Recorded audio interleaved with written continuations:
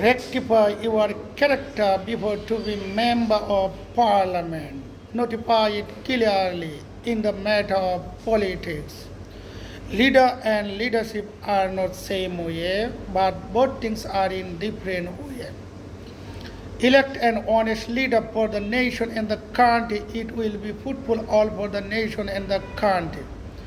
There is nothing to say politics without honesty. Honesty is the best policy in Islam for our Muslim brotherhood. Democracy is for the people's service. Democracy is for the people's service. He is a leader who is honest and active for the nation and the country.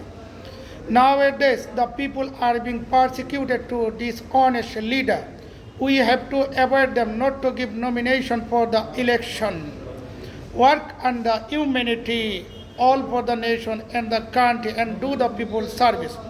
People's service is the best in Islam. Almighty Allah has created between jinn and insan only for worship. Thanks everyone to follow my video.